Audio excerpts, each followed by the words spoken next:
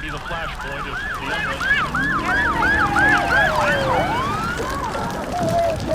30 young people throwing rocks. You can hear them impacting against them. This scene has really gone crazy out here right now.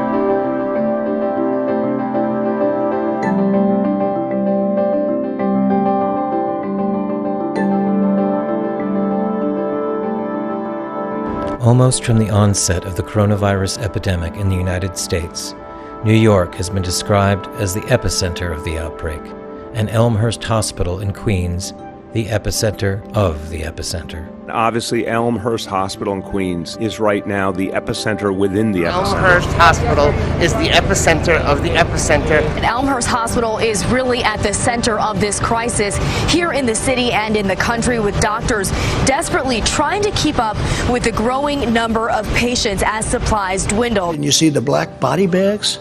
You say, what's in there? It's Elmhurst Hospital? Must be supplies. It's not supplies, it's people. Also from the beginning of the crisis, ventilators were described as essential life-saving equipment, initially in short supply. You picked the 26,000 people who were going to die because you only sent 400 ventilators. I knew that every person who needed a ventilator and didn't get one would die. But why does New York, and Elmhurst in particular, appear to have been hit so much harder than other places in the United States?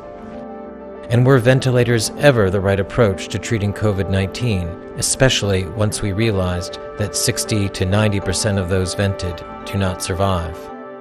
The experience and observations of nurse ERIN seem to offer some answers to these pressing questions, while simultaneously providing frontline information about a number of other hot-button topics, including the disproportionate number of COVID deaths among Americans of color, the distortion surrounding do not resuscitate orders, the disregard for personal protective equipment standards, and the clustering of COVID positive with COVID negative patients, which she witnessed again and again, and the tremendous amount of nosocomial or hospital-acquired infections that resulted.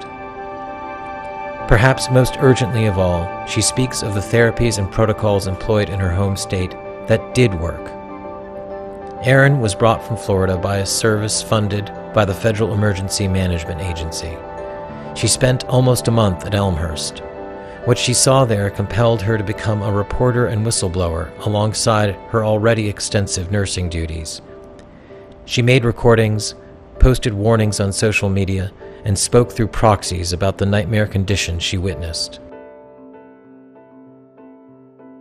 ERIN was raised in Wisconsin and enlisted in the Army when she was 17, just before 9/11. She deployed in support of Operation Iraqi Freedom in 2003. Part of her duties involved overseeing aid disbursement and improvements to hospital facilities. While in country, she received the Army Commendation Medal for meritorious service and was wounded in combat. ERIN eventually retired as a sergeant and became a civilian nurse in 2012. A mutual friend who was helping her make hidden camera recordings introduced us to ERIN. After working a long shift at the hospital, she agreed to do an impromptu interview in her room at the Marriott Marquis overlooking Times Square. We encourage the viewer to leave aside their preconceptions about the nature of what is happening, to hear firsthand from an eyewitness who at great personal expense and without political prejudice of any kind now openly reports what she discovered in the hopes that the information will be put to good use to save lives. She began by telling us one of her most disturbing findings, that people who had repeatedly tested negative for COVID were being described as COVID confirmed. Okay, so if you look close, I'm in my patient's chart. I am pulling up like their laboratory results. So if you look here, you'll see COVID-19 bioreference lab. Here are the test results. As you can see, 5/1/2020 at 17:16, not detected. They test for a second time, 5/4/2020 at 17:59, not detected. So both of those are negative. Scroll up to the top. This is my patient. They are on a vent and they are being called COVID-19 confirmed. Droplet in contact and eye protection. So this person is droplet and eye COVID confirmed. Positive A, click, not detected. No resulting lab available. Oh, pretty good. While ERIN was using her hidden camera to document another chart showing a patient with negative test results who nonetheless was labeled COVID confirmed, another travel nurse entered the room. They began to discuss what ERIN was seeing. If it says bioreference, that means here. It's done here. So not detected here, but so it's presumptive. Now, they're all... They are detected. They're saying it's positive.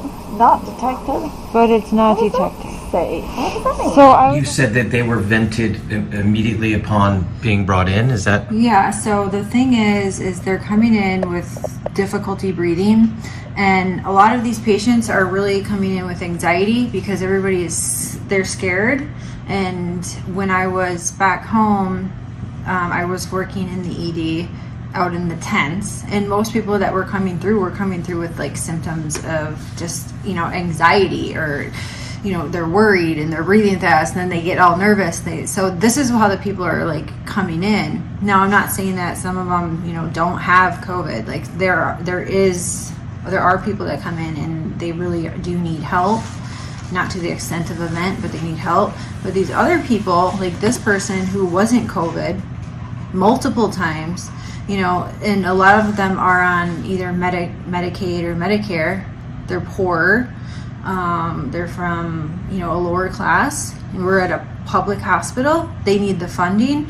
So take them. They take them, and they tell them pretty much that if they don't get on a vent, then they're probably not going to survive. But the reality is, if they get on that vent, the likelihood of them walking out the hospital is slim to none. And can I ask you, what PEEP are they on, and is that being mandated or specified what the pressure is on the vent? Here's the thing with this. So you don't have actual doctors that know critical care, ICU doctors on these floors. There's a dentist, and there are residents with these. So residents are essentially students, and they have no idea what they're doing. Like I had to police a resident because he wrote an order for me to run Versed, which is a medicine that you have to be very careful with because it can kill someone, at like quadruple the speed of what you should be running it at the dose. And had I not known that, then I would have easily killed the patient, and it would have been okay under their COVID standards. So everything is kind of a wash. Nobody's held accountable for anything, and these people that are in vents are essentially being like, these residents are like practicing their skills on them. So they're practicing central lines, they're practicing like invasive procedures that are really unnecessary. What is the percentage of Black, Latino, white? What's the racial composition? Hispanic and Black for the majority. And what's the age range? Asian. And Asian. And what's the age range? 20-year-olds all the way up to 70, 80-year-olds. Very few, I should say very few 80-year-olds, but the majority of people, I would say, are in their 40s or 50s. Wow. And what percentage of the people that are in there would you say actually have tested positive for COVID? Half. Probably half. But everyone is being treated as though... The entire hospital is COVID. So half the hospital is not COVID, but they're on COVID floors. So let me just ask you about nosocomial infection. So you're saying they're putting non-COVID or COVID rule out with definite COVID patients? Yes. So I was only wondering, because like I was looking at like all the patient rooms, and like this patient is in with like a non-COVID. I don't understand why they're doing that. I know. There's 4 patients in a row here Yeah. on COVID. And this is supposed to be the COVID. Yeah. Because 7th floor, they've shut it down. That's and what cleaned it, I'm confused. And then they're going to have non-COVIDs there. Yeah. This is going to be the only COVID, so they shouldn't put any non-COVIDs here. Well, that's what they've been doing. They're banking on the fact that they'll get it because they're already immunocompromised. So and they'll put them in the same room. So there's double rooms. So you have a COVID with a non-COVID. They don't even care. We have enough rooms where they can be separated now because it's not as busy as it was, 4 weeks ago. But they don't care. They're just putting them together. I have that right now happening. And like the guy over in... I had 2 26 that were 2 negatives. And they end up positive. Like the guy over in 29, I had him upstairs because I was on CCU before it. Yeah. And he came in with a stroke. I know, that's what 26-1 was, a stroke. And Nothing no to do with COVID. Nothing to And do now he's got COVID and he's on a vent. Well, because we gave it to him here. I don't know how this ended up being COVID Central. I know, but she literally came in with a broom, and then she left like 5 minutes later. My patient had died of COVID, and she didn't mop the floor. She was cleaning, getting prepared for my next patient, and she didn't mop the floor. I was like, that is the least. That's a standard. Mop the. I didn't think I had to tell her that. Right. People don't know how to properly wear their PPE. Let's go back to Ebola. Like when Ebola was here, people took that very seriously. You have a nurse in the room in all the head to toe PPE. This is Ebola. This is I'm going to compare it. And you have another nurse that's outside the room handing supplies. The clean nurse and the dirty nurse, right? Going and when they're taking their outfit off, one nurse is unzipping the back so she can take it out, walking out. They're not doing that here. We're wearing like our scrubs. And then we have maybe like a net top. Our pants are exposed. They're wearing booties over their shoes, but the booties are going room to room to room. And then people will wear them through the hospital. So there's massive spread just through the improper use of the PPE. I mean, it's a no-brainer. It looks good. It looks good. It looks like you're super safe. But in reality, it's ridiculous. So you'll go room to room. You'll maybe take that top off, put a new top on. But the rest of you is still exposed. But I mean, why are they doing this? I know. Suspected. And then there's like... principal hospital, does that mean like a nosocomial? Is that what that means? Like we have in the United States, and we've had it for a while, a rapid test. It's 45 minutes. Do you have COVID? Don't you? They're not doing the rapid test here. They're not? No. Okay. At Elmhurst, you've never seen them? Nope, they don't do it. It's too expensive. They do 5 day. It's like 5 to 7 day turnaround. In the meantime, they admit them onto COVID units. So non-COVIDs, the rule outs are going to COVID units and waiting for the results. Even though we have a rapid result, which is 45 minutes, and they're not doing it. No, not one. But would you say it's too expensive? I mean, isn't this all getting charged to the fund anyway? I mean, why not do it? Why not? Are you saying that? I don't know why. It doesn't make any sense to me. I asked that doctor about it. How come you guys don't do the rapid test here? Because city place, I mean, it exists. It's just they don't have access to it. There's only limited supply, so if you have deep pockets, you get it first. Oh, so money. Most times it's money about everything, yes. That's sad. It's reality. I compare this hospital to a third world country. I've been in a third world country hospital in Iraq. The Iraq hospital is better than this one, and that says a lot. I've been there. I've been in both hospitals, and this is in the United States, and this hospital is treating low income, mostly people, and it almost makes me feel like they think these people are disposable, and they're not. They're people. You know, people are not disposable, you know, especially the ones that are struggling day in and day out, the hard workers, you know, like trying to reach that American dream, and they're not given a chance because they're brought to this place where nobody cares. And is there an understood financial incentive to diagnose COVID? Yeah, of course. So in the hospital that I'm in right now, it's all COVID at this point. Every single floor is COVID, and they made it that way, obviously, for a reason, in my opinion. But a person cannot come to the floor unless they have a COVID diagnosis. Is the reason, did they not want to cross-contaminate? Would that be the legitimate reason why you would create an all-COVID floor?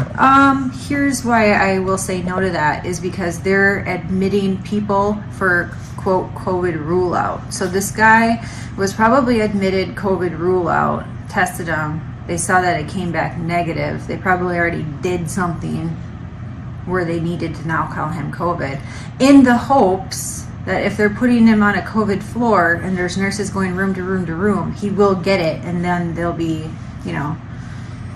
back to when he does pass that he did have COVID. Yeah, I mean, that's quite, that's quite a charge. I mean, what makes you think they really want them to get COVID? Because money. Money. I think it's at least $29,000 per patient, and then you have to think you are also charging supplies and more supplies and more supplies. That's just like a bonus money. But but the residents aren't getting that, right? I mean, why? Oh, that's the thing. And I actually I've went at it with a lot of residents already, and they're order followers. So there was a resident, and I have this on tape. I taped it because it was just so disgusting to me.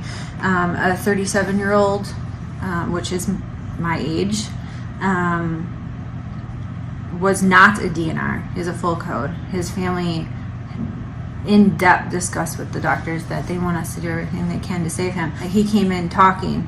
He was very terrified. He was just like, totally alert, knew what was going on, and they convinced him to be on a vent. Now he's dead. But the doctor said when I got into shift that if he codes, that we are not to resuscitate or try to save him. And we flipped. This is important. I just asked them if we can put a DNR order, and they said no. That's up to the attending. Okay, so we're going to code him. That's what I said, and they said no, we're not. I said yes, we are. Yeah. We're obligated to. So then you got to say something though, like it's our license. Unfortunately, you guys got to put in an order. Just something. That's what I said. I said I'm obligated. Yeah. What did she say? So then she's like, the higher up said. I said I don't care what they said. What higher up? God? We don't have a God here making decisions. I said I don't care what they said. So we're supposed to. He's not DNR, but we're treating it as DNR. Basically. Does his family know? His family knows the situation. I think they called them and they told them. They were trying to do a school attending consent for DNR. Okay. All day he spent like in the 80s saturating. It was this one on the forehead didn't work. It was this one worked, and it came back. When I changed it, I was like, oh shoot, it's 90. Yeah. So they started playing around with the Oh shoot, it's 90. Because he's still on pressure. He changed the pulse ox You put him on AC, from his head to his finger, and he's like, oh, it's 90. I had to put a sign up last week. Don't touch my. He's fine. Nothing. So what was that? So that was, we were just getting on shift because we were starting the night shift at 7. And that was the nurse from the day shift saying pretty much we shouldn't code him if he's going to code. And then I turned my glasses on. Why are we being told not to code him, essentially? That's what he said. I mean, because I'm going to tell you right now, if he bottoms out, I'm jumping on his chest. Period. Point blank. It's going to happen. Okay. Because until that status is changed in the computer, that's what I'm obligated to do under my nursing license. Right. I mean, because you guys aren't going to back me up and protect me. Well, Elmhurst does have a policy given, like a COVID policy, given the scarcity of dialysis and blood. It can be a chem code, it can be whatever. That it's not, there's not a, it's a difference. Normally the standard is whatever the family says, like we just do. So if they would say code them for 5 years, like we just do that until they die. It's a little bit different now because of the new policy in place with Dr. put in place, which is that you don't need full family like you can just tell someone that it's medically futile and that we're not willing to just pour blood and resources into something that would be impossible to get back. But look, it's brutal. He's 37. I mean, it's brutal. Well, So they tried. Well, our higher ups have agreed and our attendings agree that this is futile care at this point. He is not going to make it. I said he doesn't have an epi drip going. He doesn't have anything to sustain going. And I said, and who decided this? And I said, can you put a comfort care order in then? No, we can't do that. Can you put a DNR order in? No, we can't do that. I said, so what's our plan? Do we have to modify? She goes, well, he's dying. And I'm like, I understand that, but there needs to be an order indicating that either I'm doing compressions or I'm not doing compressions. Well, I can say that we can all be in agreement that we will do it. I will definitely. Because I'm going to jump on him. Yeah. So will I. I'll go right with you. I don't care. That's what we're here for. I'm not playing like these until stupid they games. change his status that he is a DNR, and they can do it through physician consent if they've talked to the family. Yeah. But until they change it, and I see it, he's a full code to me. We know when we're close. We'll pull the code card up and be ready. You know, we're ready. I had the epi ready. That's one of the first things we do. And she wouldn't let me give it. So this was that woman, and the entire time, and this was over his body, his alive body, and we're arguing, and she's laughing. She was smirking, and how this man died was the nurses arguing with the doctors over him as he was dying, and she's smirking the entire time. It was probably one of the worst experiences in my entire life. But all I can think about is that at least he knows that we were fighting for him when he died. You know. But this was my conversation after what happened, and the guy I told you about earlier that had pulled his tube out, he was up at that point. Like, he was on the same floor. He had pulled he was the one that they wanted to sedate. So at that point, he was doing better where he could walk. This doctor had put a diaper on him and told him to poop in his pants. So after the code, I went to go check on him, and he goes, I have poop in my pants. I'm like, why do you have poop in your pants? And he said that because the doctor told him that he has to do that, and I just lost it. It was her. This is wrong. It is straight up it is wrong. And I am 37 years old. I have been in a hospital since I've been 16. Military hospitals that well. What aspect of it was wrong to you? I agree that there were parts of it that were wrong too. So. Calling a patient a DNR when there's no order for it, and telling us, like straight up telling us, you're not doing anything. That's wrong. If that was my brother or my father or anybody, I would be furious. And I guarantee you, if I called his family right now and told them what happened, they would be furious too.